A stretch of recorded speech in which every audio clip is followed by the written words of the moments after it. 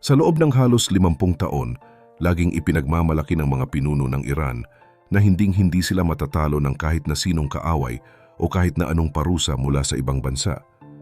Sinasabi nila sa kanilang mga mamamayan na matibay ang kanilang sistema at kaya nilang lagpasan ang anumang hirap na ibabato sa kanila, lalo na mula sa Amerika. Pero nitong mga nakaraang araw, may isang hindi inaasahang pangyayari na yumanig sa buong mundo at nagpakita kung gaano na pala kahina ang kalagayan ng kanilang bansa.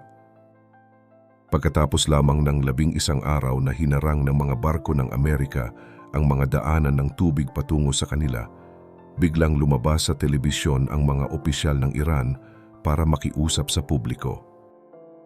Hindi ito ang karaniwang matapang na pananalita nila dahil sa pagkakataong ito ay nakiusap sila sa mga tao na bawasan ang pagkain at huwag masyadong gumamit ng kuryente para lang makatipid. Bakit nga ba ang isang bansa na laging naghahamon ng giyera ay biglang nagmakaawa sa sarili nitong mga tao na magutom para lang mabuhay ang kanilang gobyerno? Pero bago po ang lahat, baka pwedeng palike ang video na ito. Dahil napakalaking bagay na ito sa aming content creators, maraming salamat po. Ang malaking dahilan kung bakit nagkakagulo ngayon sa loob ng Iran ay ang tinatawag na naval blockade o ang pagbabantay ng Amerika sa dagat upang walang makapasok o makalabas na barko sa kanilang mga ports. Marami sa atin ang nakatutok sa langis na hindi nila maibenta sa ibang bansa, pero mayroon pang isang mas malalang problema na ngayon lang napapansin ng marami. Ang pagharang na ito ay hindi lang pala para pigilan ang pagluwas ng langis, kundi para harangin din ang lahat ng mga kagamitan at pagkain na binibili ng Iran mula sa ibang bansa. Halimbawa na lang ang nangyari sa barkong Tuska na galing sa China na hinarang at kinuha ng mga sundalo ng Amerika dahil may dala itong mga parte ng armas na gagamitin sana ng Iran para sa kanilang militar. Dahil sa pangyayaring ito, napatunayan na seryoso ang Amerika na putulin ang lahat ng tulong na nakukuha ng Iran mula sa labas. Ang masakit dito ay ang katotohanan na ang Iran ay hindi sapat ang kanilang produksyon para pakainin ang lahat ng kanilang mamamayan. Halos kalahati ng kanilang mga pagkain gaya ng trigo, mais at bigas ay kailangan pa nilang bilhin sa ibang bansa at idaan sa dagat. Dahil wala ng mga barkong makapasok, unti-unti nang nauubos ang supply ng pagkain sa loob ng Iran, kaya naman napilitan ang kanilang presidente na makiusap sa mga tao na magtipid sa lahat ng bagay. Bago pa man magsimula ang blockade na ito, ang presyo ng pagkain sa kanila ay tumataas na ng 10% kada buwan, na isang napakabigat na pasanin para sa mga pamilyang maliit lang ang kinikita. Ngayon na wala nang pumapasok na supply, lalong magmamahal ang presyo ng mga bilihin na maaaring magdulot ng matinding gutom sa maraming lugar. Ang mas nakakagulat sa sitwasyong ito ay ang katotohanan na dapat ay alam ng Iran na darating ang ganitong klaseng problema. Noong nakaraang taon, pagkatapos ng kanilang maikling labanan sa Israel, ay naglabas ng plano ang kanilang pinuno na si Ali Khamenei. Ang balak nila ay gumamit ng takot sa ekonomiya sa pamamagitan ng pag-atake sa mga karatig bansa sa Middle East, pati na ang mga bansang wala namang kinalaman sa gulo. Gusto nilang harangan ang Strait of Hormuz dahil alam nilang ito ang pinakaimportanteng daanan ng langis sa buong mundo.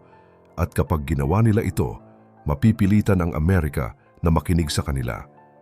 Pero may isang malaking butas sa kanilang plano na tila hindi naisip ng kanilang mga eksperto. Kung haharangan ng Iran ang daanan ng langis ng mundo, hindi ba nila naisip na gaganti ang Amerika sa pamamagitan ng pagharang din sa sarili nilang mga pantalan? Nakakapagtaka na sa kabila ng kanilang matatapang na banta, nakalimutan nilang mag-imbak ng sapat na pagkain para sa kanilang mga mamamayan. Alam naman ng lahat na ang Iran ay sobrang umaasa sa mga binibiling pagkain mula sa ibang bansa, pero tila wala silang ginawang paghahanda para rito.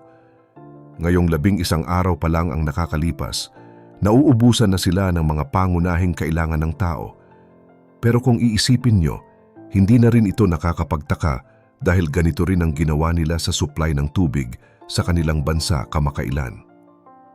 Ilang buwan lang ang nakakalipas, pinag-uusapan na nila ang paglipat ng kanilang kabisera mula sa Tehran dahil sa sobrang kakulangan sa tubig na hindi naman gawa ng kalikasan, kundi bunga ng maling pamamalakad ng gobyerno.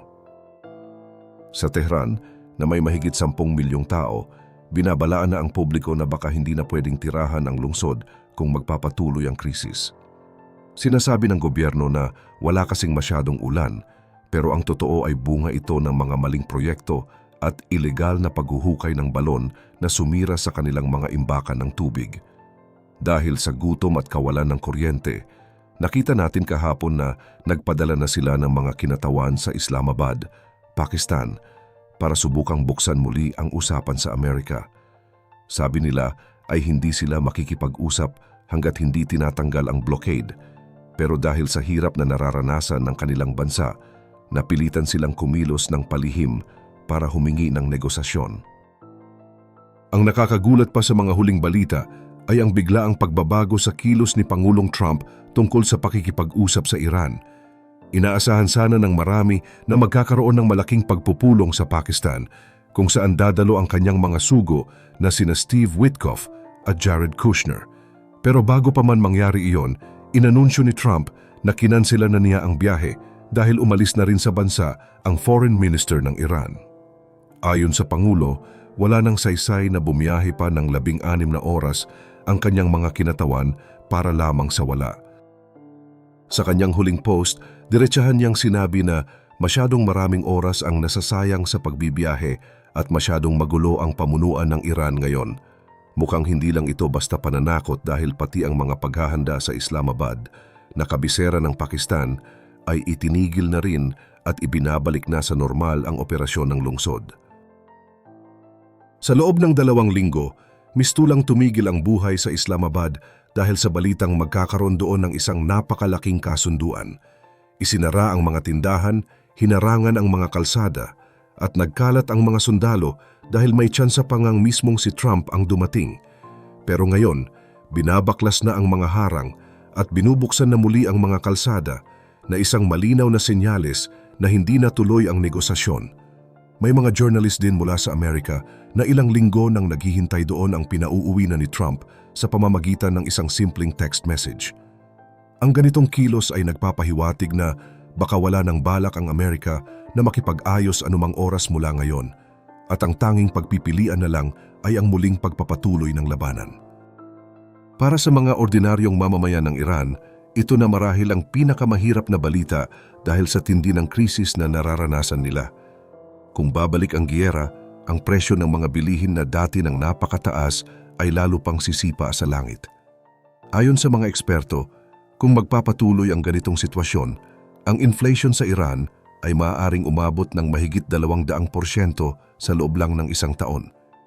Ibig sabihin, ang presyo ng simpleng pagkain ay maaaring mag-triple ang halaga sa loob lang ng maikling panahon.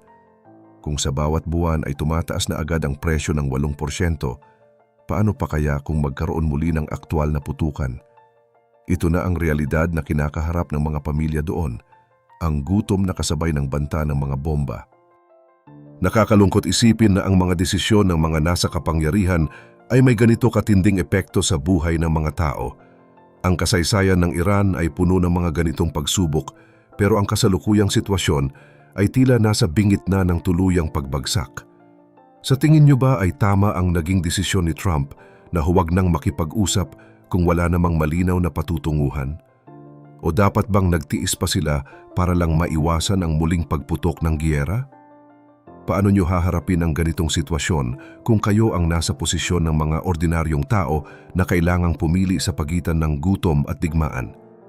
I-comment niyo ang inyong mga opinyon sa comment section below at huwag rin kalimutang i-like ang video na ito at mag-subscribe para sa mas marami pang updates. Hanggang sa muli!